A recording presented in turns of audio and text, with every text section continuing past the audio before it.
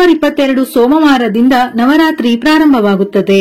ನವರಾತ್ರಿಯಲ್ಲಿ ಶ್ರದ್ಧಾಭಕ್ತಿಯಿಂದ ಅಖಂಡ ದೀಪವನ್ನು 11 ದಿನಗಳ ಕಾಲ ದೀಪಾರಾಧನೆ ಮಾಡುವುದು ಬಹಳ ವಿಶೇಷ. ಅಖಂಡ ದೀಪವೆಂದರೆ ನವರಾತ್ರಿಯ ಮೊದಲ ದಿನ ಕಲಶ ಸ್ಥಾಪನೆಗೂ ಮೊದಲು ಬೆಳಗುವ ಈ ಜ್ಯೋತಿ ಈ ವರ್ಷ 11 ದಿನಗಳು ಅಂದರೆ ಅಕ್ಟೋಬರ್ 2 ಗುರುವಾರದವರೆಗೂ ಆರದೆ ಸಂಪೂರ್ಣವಾಗಿ ಬೆಳಗುತ್ತಲೇ ಇರಬೇಕು. ಒಂದು ವೇಳೆ ಗಾಳಿ ಬೀಸಿದಾಗ ಅಥವಾ ಯಾವುದೇ ಅಡೆತಡೆ ಬಂದರೂ ದೀಪ ಆರದಂತೆ ನಿರಂತರವಾಗಿ ಬೆಳಗುತ್ತಾ ಇರಬೇಕು. ಇದನ್ನೇ ಅಖಂಡ ದೀಪ ಅಥವಾ ಅಖಂಡ ಜ್ಯೋತಿ ಎಂದು ಕರೆಯುತ್ತಾರೆ. ಕಲಶ ಸ್ಥಾಪನೆಗೆ ಎಷ್ಟು ಪ್ರಾಮುಖ್ಯತೆ ಕೊಡುತ್ತೇವೋ ನಾವು ಮಾಡುವ ಈ ಅಖಂಡ ದೀಪಾರಾಧನೆಗೂ ಅಷ್ಟೇ ಪ್ರಾಮುಖ್ಯತೆ ಕೊಡಬೇಕು. ಈ ದೀಪಾರಾಧನೆಗೆ ಬಹಳ ಶಕ್ತಿ ಇದೆ. ಯಾಕೆಂದರೆ ಈ ದೀಪದಲ್ಲಿ ಸಾಕ್ಷಾತ್ ನವದುರ್ಗೆಯರ ಸಾನ್ನಿಧ್ಯ ಇರುತ್ತದೆ. ಹಾಗಾಗಿ ಈ ದೀಪವನ್ನು ಹೇಗೆ ಬೇಕೋ ಹಾಗೆ ಹಚ್ಚಲು ಸಾಧ್ಯವಿಲ್ಲ. ಅಖಂಡ ದೀಪದ ದೀಪಾರಾಧನೆಗೆ ರೀತಿ ನೀತಿ ಇದೆ. ಅದೇ ರೀತಿ ದೀಪ ಬೆಳಗಿದರೆ ಮಾತ್ರ ಆ ನವದುರ್ಗೆಯರ ಅನುಗ್ರಹವನ್ನು ಪಡೆಯಬಹುದು.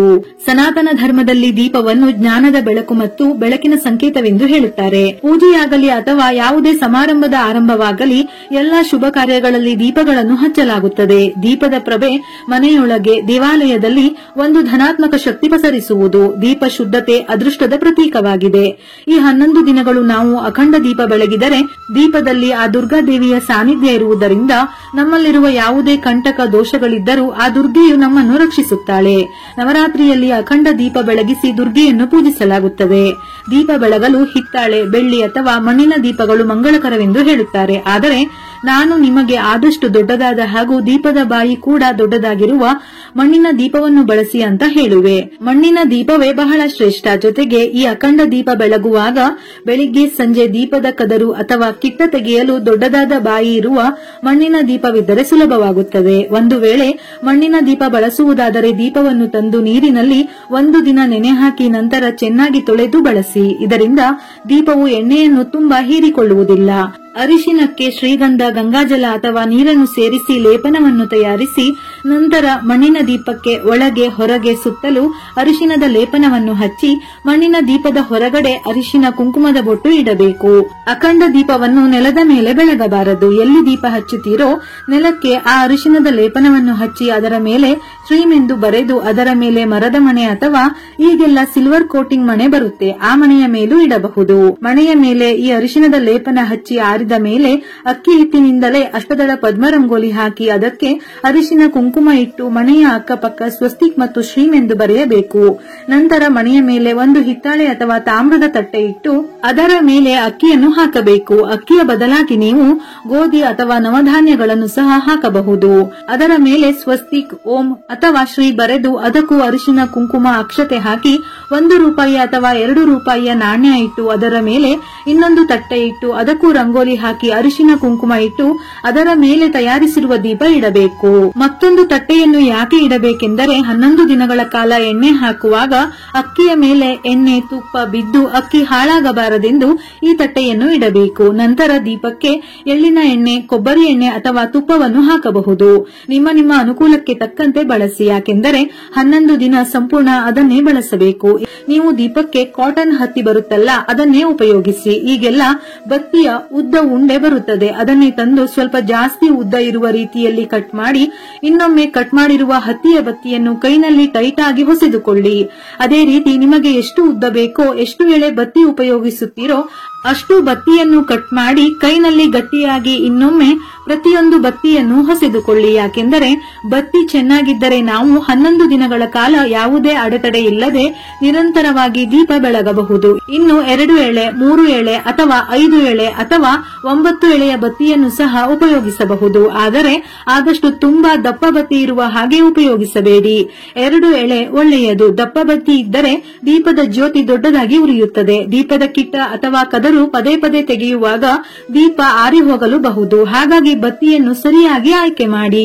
ಯಾವುದೇ ಬತ್ತಿ ಇದ್ದರೂ ಆಗಲೇ ಹೇಳಿರುವ ಹಾಗೆ ಕೈನಲ್ಲಿ ಒಮ್ಮೆ ಚೆನ್ನಾಗಿ ಟೈಟ್ ಆಗಿ ಹೊಸೆದುಕೊಂಡು ಉಪಯೋಗಿಸಿ.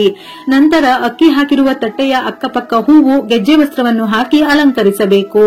ಪ್ರಥಮ ಪೂಜಿತನಾದ ಗಣಪತಿಯ ವಿಗ್ರಹ ಅಥವಾ ಫೋಟೋ ಇದ್ದರೆ ಅರಿಶಿನ ಕುಂಕುಮ ಹಚ್ಚಿ ಹೂವು ಇಟ್ಟು ಅಗರಬತ್ತಿ ಬೆಳಗಿ.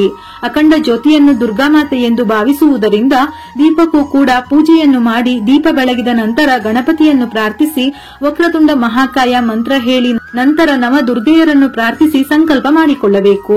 11 ದಿನಗಳ ಕಾಲ ದುರ್ಗಾ ಪೂಜೆಯನ್ನು ಮಾಡಬೇಕೆಂದು ಅಖಂಡ ಜ್ಯೋತಿಯನ್ನು ಹಚ್ಚುತ್ತಿದ್ದೇನೆ. ಈ 11 ದಿನದ ಅನುಷ್ಠಾನದಲ್ಲಿ ಯಾವುದೇ ಅಡೆತಡೆ ತೊಂದರೆಗಳಾಗದೆ ನಿರ್ವಿಘ್ನವಾಗಿ ನವರಾತ್ರಿ ಪೂಜೆಯ ಜೊತೆ ಅಖಂಡ ಜ್ಯೋತಿ ಬೆಳಗಲಿ. ಎಲ್ಲವನ್ನೂ ಮಾಡುವಷ್ಟು ಆರೋಗ್ಯ ಶಕ್ತಿ ಕೊಟ್ಟು ಕಾಪಾಡು ಎಂದು ನನ್ನ ಮನಸ್ಸಿನಲ್ಲಿರುವ ಬೇಡಿಕೆ ಕೋರಿಕೆಗಳು ಏನೇನಿದೆಯೋ ಅದೆಲ್ಲವೂ ನೆರವೇರಲಿ ಎಂದು ಆ ದುರ್ಗಾ ಮಾತೆಯನ್ನು ಪ್ರಾರ್ಥಿಸಿ ಸಂಕಲ್ಪ ಮಾಡಿ ನಮಸ್ಕರಿಸಿ ನಂತರ ಕಲಶ ಸ್ಥಾಪನೆ ಮಾಡಬೇಕು. ಪ್ರತಿಯೊಬ್ಬರು ಕಲಶ ಸ್ಥಾಪನೆ ಮಾಡುವುದಿಲ್ಲ. ಹಾಗಾಗಿ ಅಖಂಡ ದೀಪ ಬೆಳಗಿದ ನಂತರ ನವರಾತ್ರಿಯ ಪೂಜೆ ಮಾಡಬಹುದು. ದೀಪದಲ್ಲಿ ದುರ್ಗೆಯು ಇರುವುದರಿಂದ ಪ್ರತಿದಿನ ಸ್ನಾನದ ನಂತರ ದೀಪದ ಅಕ್ಕಪಕ್ಕ ಇರುವ ಹೂವನ್ನು ಬದಲಾಯಿಸಿ ಹೊಸದಾದ ಹೂವನ್ನು ಇಡಬೇಕು.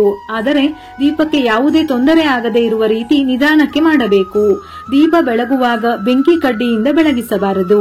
ಅಗರಬತ್ತಿ ಅಥವಾ ಏಕ ಆರತಿಯಿಂದ ದೀಪ ಬೆಳಗಬೇಕು. ಇನ್ನು ಕೆಲವರಿಗೆ 11 ದಿನವೂ ಅಖಂಡ ಜ್ಯೋತಿ ಬೆಳಗಿಸಲು ಸಾಧ್ಯವಿರುವುದಿಲ್ಲ. ಅಂತವರು ಮೊದಲ 5 ದಿನ ಹಚ್ಚಬಹುದು ಅಥವಾ ಕೊನೆಯ 5 ದಿವಸ ಹಚ್ಚಬಹುದು.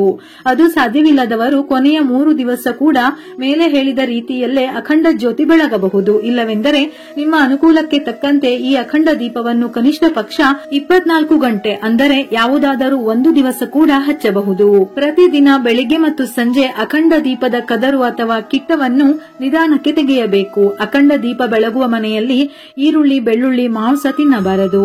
ಗಾಳಿ ತುಂಬಾ ಬೀಸುವ ಕಡೆ ದೀಪವನ್ನು ಇಡಬೇಡಿ. ದೀಪ ಆರದಂತೆ ಜಾಗ್ರತೆ ವಹಿಸಿ. ಅಖಂಡ ದೀಪವನ್ನು ನವರಾತ್ರಿಯ 11 ದಿನಗಳ ಕಾಲ 24 ಗಂಟೆಯೂ ಹಚ್ಚಬೇಕು. ದೀಪಕ್ಕೆ ಎಣ್ಣೆ ಹಾಕುವಾಗ ಬತ್ತಿಯ ತುದಿ ಮುಳುಗುವ ರೀತಿಯಲ್ಲಿ ಹಾಕಬಾರದು. ಹಾಗಿದ್ದರೆ ದೀಪ ಆರಿ ಹೋಗುತ್ತದೆ. ಒಂದು ವೇಳೆ ಬತ್ತಿ ಮುಗಿಯುತ್ತಾ ಬಂದರೆ ಅದೇ ಬತ್ತಿಗೆ ಇನ್ನೊಂದು ಬತ್ತಿ ಹಿಡಿದು ದೀಪ ಹಚ್ಚಿದರೂ ಅದು ಇನ್ನೊಂದು ದೀಪ ಬೆಳಗಿದ ರೀತಿಯೇ ಆಗುತ್ತದೆ. ಹಾಗಾಗಿ ಆಗಲೇ ಹೇಳಿರುವ ಹಾಗೆ ದೊಡ್ಡದಾದ ಅಂದರೆ ಉದ್ದವಾದ ಬತ್ತಿಯನ್ನು ತೆಗೆದುಕೊಳ್ಳಬೇಕು. ದೀಪ ಉರಿಯಬೇಕೆಂದು ತುಂಬಾ ದೊಡ್ಡದಾಗಿ ಅಥವಾ ತುಂಬಾ ಚಿಕ್ಕದಾಗಿ ಹಚ್ಚಬೇಡಿ. ಮೊದಲ ದಿನ ಸ್ವಲ್ಪ ದೊಡ್ಡದಿರಲಿ. ಚೆನ್ನಾಗಿ ಉರಿದು ಎಣ್ಣೆಯಲ್ಲಿ ನೆಂದ ಮೇಲೆ ಮರು ದಿನದಿಂದ ಮಧ್ಯಮ ಉರಿಯಲ್ಲಿ ಹಚ್ಚಿ. ಅಖಂಡ ಜ್ಯೋತಿ ಹಚ್ಚಿದ ಮೇಲೆ ಅದು ಆರಿ ಹೋಗದಿರಲು ಗಮನಿಸುತ್ತಲೇ ಇರಬೇಕು. ಅಖಂಡ ದೀಪ ಬೆಳಗಿಸುವಾಗ ಬೆಳಿಗ್ಗೆಯಿಂದ ರಾತ್ರಿಯವರೆಗೂ ಮನೆಯ ಮುಖ್ಯ ದ್ವಾರವನ್ನು ಹಾಕಬಾರದು. ಮನೆಗೆ ಬಂದ ಮುತ್ತೈದೆಯರಿಗೆ ಸರಿಯಾದ ಅತಿಥಿ ಸತ್ಕಾರದ ಜೊತೆ ತಾಂಬೂಲವನ್ನು ಕೊಟ್ಟು ಅವರ ಆಶೀರ್ವಾದವನ್ನು ಪಡೆಯಬೇಕು. ಅಖಂಡ ಜ್ಯೋತಿ ಉರಿಯುವ 11 ದಿನ ಮನೆಯಲ್ಲಿ ಯಾರಾದರೂ ಇರಲೇಬೇಕು. ಅಂದರೆ ದೀಪವನ್ನು ಬಿಟ್ಟು ಮನೆಯನ್ನು ಬೀಗ ಹಾಕುವಂತಿಲ್ಲ. ಮನೆಯಲ್ಲಿ ದೀಪ ಬೆಳಗಿಸಲು ಸಾಧ್ಯವಾಗದಿದ್ದರೆ ದೇವಸ್ಥಾನಕ್ಕೆ ಹೋಗಿ ದೀಪ ಮತ್ತು ತುಪ್ಪವನ್ನು ದಾನ ಮಾಡಬಹುದು. ನವರಾತ್ರಿಯ ಕೊನೆಯ ದಿನದ ನಂತರವೂ ದೀಪ ಉರಿಯುತ್ತಿದ್ದರೆ ಅದು ತಾನಾಗಿಯೇ ಆರಬೇಕು. ದೀಪವನ್ನು ನಂದಿಸುವ ತಪ್ಪನ್ನು ಮಾಡಬೇಡಿ. ಅಖಂಡ ಜ್ಯೋತಿಯನ್ನು ಬೆಳಗಿಸುವಾಗ ಮರೆಯದೆ ಈ ಮಂತ್ರವನ್ನು ಪಠಿಸಬೇಕು. ಇಲ್ಲವಾದರೆ ಕೇಳಿದರೂ ಸಹ ಫಲ ಸಿಗುತ್ತದೆ. ಶುಭಂ ಕರೋತಿ ಕಲ್ಯಾಣಂ ಆರೋಗ್ಯಂ ಧನ ಸಂಪದಂ ಶತ್ರುಬುದ್ಧಿ ವಿನಾಶಾಯ ದೀಪಜ್ಯೋತಿರ್ನಮೋಸ್ತುತೆ. ನವರಾತ್ರಿಯ ಸಮಯದಲ್ಲಿ ಮನೆಯಲ್ಲಿ ಅಖಂಡ ದೀಪವನ್ನು ಬೆಳಗಿಸುವುದರಿಂದ ಕುಟುಂಬದಲ್ಲಿ ಸಂತೋಷ ಮತ್ತು ಶಾಂತಿ ನೆಲೆಸುತ್ತದೆ. ಅಖಂಡ ದೀಪದ ಬೆಳಕಿನಿಂದ ಮನೆಯಲ್ಲಿರುವ ನಕಾರಾತ್ಮಕ ಶಕ್ತಿ ನಾಶವಾಗಿ ಸಕಾರಾತ್ಮಕತೆ ಹೆಚ್ಚಾಗುತ್ತದೆ. ಅಖಂಡ ದೀಪ ಮುಗಿದ ನಂತರ ಉಳಿದ ತುಪ್ಪ ಅಥವಾ ಎಣ್ಣೆಯನ್ನು ದೇಹಕ್ಕೆ ಲೇಪಿಸಿದರೆ ರೋಗಗಳನ್ನು ಗುಣಪಡಿಸುತ್ತದೆ. ಇಷ್ಟಾರ್ಥ ಸಿದ್ಧಿಗಾಗಿ ಅಖಂಡ ದೀಪವನ್ನು ಸರಿಯಾದ ರೀತಿಯಲ್ಲಿ ಶಾಸ್ತ್ರೋಕ್ತವಾಗಿ ಹಚ್ಚಿದರೆ ಬಹು ಬೇಗ ಶುಭ ಫಲಿತಾಂಶಗಳನ್ನು ಪಡೆಯಬಹುದು. ವಾಸ್ತು ದೋಷಗಳಿಂದಲೂ ಕೂಡ ಪರಿಹಾರ ಸಿಗುತ್ತದೆ. ನವರಾತ್ರಿಯಲ್ಲಿ ಅಖಂಡ ದೀಪ ಬೆಳಗಿದರೆ ವಿಶೇಷ ಫಲ ಲಭಿಸುತ್ತದೆ. ಅಂದರೆ ನಿಮ್ಮಲ್ಲಿ ಏನೇನು ಸಮಸ್ಯೆ ಇರುತ್ತವೆಯೋ ಅಂದರೆ ಮಕ್ಕಳ ಆರೋಗ್ಯ, ಶಿಕ್ಷಣ, ಸಾಲದ ಸಮಸ್ಯೆ, ಗಂಡ ಹೆಂಡತಿಯ ನಡುವೆ ವಿರಸ, ಹೊಂದಾಣಿಕೆ ಇಲ್ಲದಿರುವುದು, ಆಸ್ತಿ ವಿಚಾರ, ಹೀಗೆ ಒಂದಲ್ಲ ಒಂದು ಸಮಸ್ಯೆಯಲ್ಲಿ ಪ್ರತಿಯೊಬ್ಬರೂ ಒದ್ದಾಡುತ್ತಲೇ ಇರುತ್ತೇವೆ. ಇಂಥ ಪ್ರತಿಯೊಂದು ಸಮಸ್ಯೆಗಳು ನಿವಾರಣೆಯಾಗಿ ನಿಮ್ಮ ಜೀವನದಲ್ಲಿ ಸುಖ, ಸಮೃದ್ಧಿ, ಸಂಪತ್ತು ವೃದ್ಧಿಯಾಗುತ್ತದೆ. ಕುಟುಂಬಕ್ಕೆ ಬಹಳ ಒಳ್ಳೆಯದಾಗುತ್ತದೆ. ಹಾಗಾಗಿ ಪ್ರತಿಯೊಬ್ಬರೂ ನವರಾತ್ರಿಯಲ್ಲಿ ಅಖಂಡ ದೀಪ ಬೆಳಗಿ ಮೇಲೆ ಹೇಳಿರುವ ರೀತಿಯಲ್ಲಿ ನಿಮ್ಮ ನಿಮ್ಮ ಅನುಕೂಲಕ್ಕೆ ತಕ್ಕಂತೆ ಖಂಡಿತ ನಿಮಗೆ ಒಳ್ಳೆಯದಾಗುತ್ತದೆ. ನಿಮ್ಮ ಜೀವನದಲ್ಲಿ ಆಗುವ ಬದಲಾವಣೆ ನಿಮಗೆ ತಿಳಿಯುತ್ತದೆ. ಈ ರೀತಿ ಬದಲಾವಣೆಯಿಂದ ಪ್ರತಿ ವರ್ಷ ಇನ್ನು ಮುಂದೆ ನೀವೇ ಈ ದುರ್ಗಾ ಮಾತೆಯ ಸಾನ್ನಿಧ್ಯ ಇರುವ ಈ ನವರಾತ್ರಿಯ ಅಖಂಡ ದೀಪವನ್ನು ನೀವೇ ಬೆಳಗುತ್ತೀರಾ. ಹಾಗೆಯೇ ಈ ವಿಡಿಯೋವನ್ನು ನಿಮ್ಮವರಿಗೂ ಶೇರ್ ಮಾಡಿ. ಈ ಅಖಂಡ ದೀಪದ ಮಾಹಿತಿ ಎಲ್ಲರಿಗೂ ತಿಳಿದು ಪ್ರತಿಯೊಬ್ಬರೂ ದೀಪಾರಾಧನೆ ಮಾಡಲಿ. ಆ ದುರ್ಗಾ ಮಾತೆ ಎಲ್ಲರಿಗೂ ಒಳ್ಳೆಯದು ಮಾಡಲಿ. ದೀಪ ಜ್ಞಾನ, ಶುದ್ಧತೆ, ಅದೃಷ್ಟ, ಸಂಪತ್ತು ಇವುಗಳ ಸಂಕೇತವಾಗಿದೆ. ಈ ದೀಪದಿಂದ ಕತ್ತಲು ನೀಗುವುದರಿಂದ ದೀಪದಂತೆಯೇ ಬದುಕಿನಲ್ಲಿಯೂ ಒಳ್ಳೆಯದಾಗುವುದು. ಆ ದೇವಿ ಸಂತೋಷ, ಆರೋಗ್ಯ, ಐಶ್ವರ್ಯವನ್ನು ಪ್ರತಿಯೊಬ್ಬರಿಗೂ ಕರುಣಿಸುತ್ತಾಳೆ. ವಿಡಿಯೋ ಇಷ್ಟ ಆಗಿದ್ದಲ್ಲಿ ಮರೆಯದೆ ಲೈಕ್ ಕೊಟ್ಟು ನಿಮ್ಮವರಿಗೆ ಶೇರ್ ಮಾಡಿ. ಇದೇ ರೀತಿಯ ಮನಮುಟ್ಟುವ ಉಪಯುಕ್ತ ಮಾಹಿತಿಗಳಿಗಾಗಿ ಮತ್ತೆ ಭೇಟಿಯಾಗೋಣ.